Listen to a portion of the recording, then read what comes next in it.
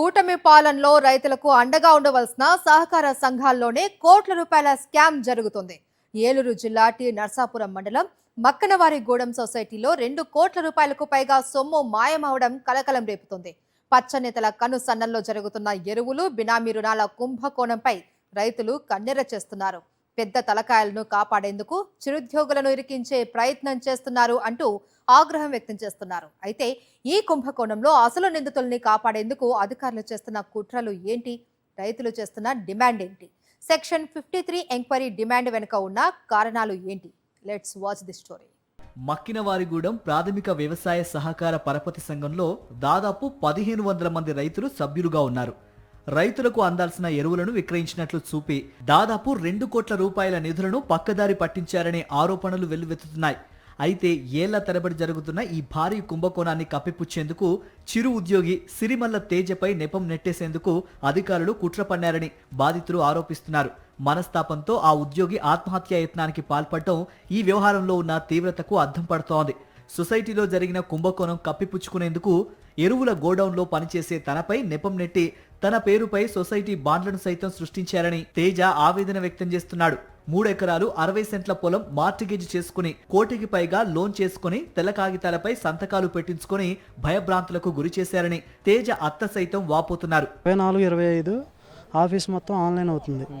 25 మార్చికి audit జరగాల్సింది జరగకుండా పేపర్ల మీద సంతకాలు పెట్టించి తీసుకెళ్ళి ఆడిట్ అంతా బాగానే ఉందని చెప్పి క్లియర్ చేసుకుని వాళ్ళు 25 జూన్లో వచ్చి నీ దగ్గర స్టాక్ ఎక్కువ ఉంది, సిస్టంలో గోడౌన్లో స్టాక్ లేదు అని చెప్పి ఆఫీస్లో జరిగిన కుంభకోణం మొత్తాన్ని తీసుకొచ్చి ఎరువులు కూడా ఆఫ్లైన్లో ఉంటే దానిలో వేసి నన్ను ఇరికిచ్చారు. అందులో 52 ఎంక్వైరీ కాదు 51 ఎంక్వైరీ వేయండి, నేను తప్పు చేసి అంటున్నారు కదా, 51 ఎంక్వైరీ వేయండి అని చెప్పి నా తరపున వచ్చిన రైతులతో కలిపి 51 ఎంక్వైరీ అడిగి కలెక్టర్ గారు మేడం గారు కూడా ఆయన్నే ఎంక్వైరీ ఆఫీసర్గా వేశారు. ఆయన వచ్చి ఎంక్వైరీ చేస్తున్నారు, ఇంకా పూర్తి అవ్వలేదు. ఈ పీజీ నాకు న్యాయం జరగాలండి, ఇందులో నేను తిన్నదైతే ఏం లేదు.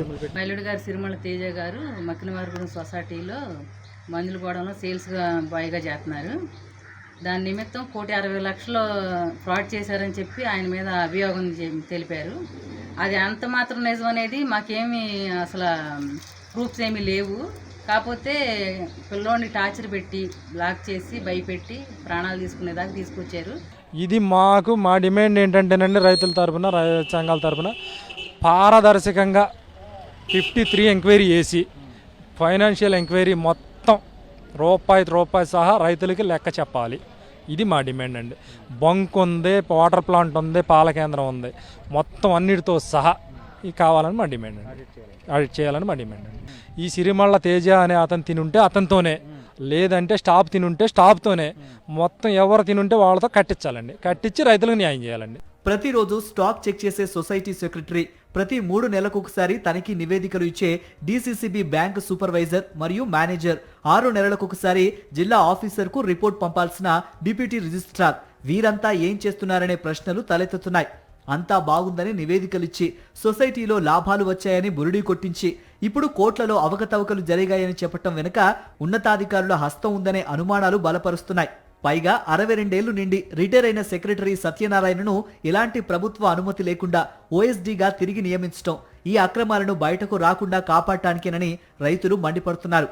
అంతేకాక సొసైటీలో క్యాషియర్గా పనిచేసే రవికాంత్ పర్సనల్ లోన్ల పేరుతో రైతుల డాక్యుమెంట్లు అతని వద్ద ఉంచుకొని ఇబ్బందులకు గురి చేస్తున్నాడని మరో రైతు రమేష్ ఆవేదన వ్యక్తం చేశారు.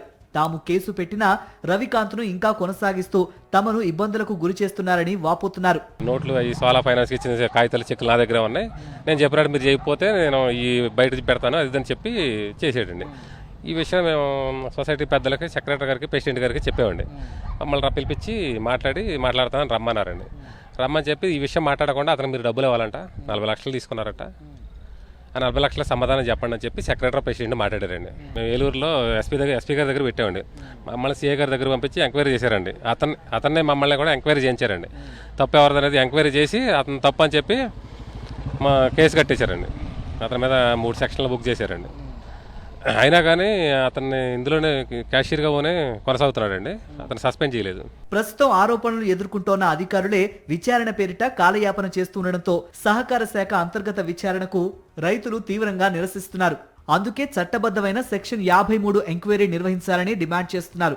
సహకార చట్టం సెక్షన్ 53 కింద విచారణ జరిపితేనే విచారణ అధికారికి పూర్తి స్థాయి రికార్డులను, బినామీ రుణాలను, బ్యాంకు ఖాతాలను జల్లెడపట్టే న్యాయపరమైన అధికారాలు వస్తాయని, అక్రమాలకు పాల్పడిన అధికారుల వ్యక్తిగత ఆస్తుల నుంచి రికవరీ చేయడానికి, క్రిమినల్ కేసులు పెట్టి జైలుకు పంపడానికి ఈ సెక్షన్ 53 ఎంక్వైరీ నివేదికే ఆధారమని రైతులు అంటున్నారు.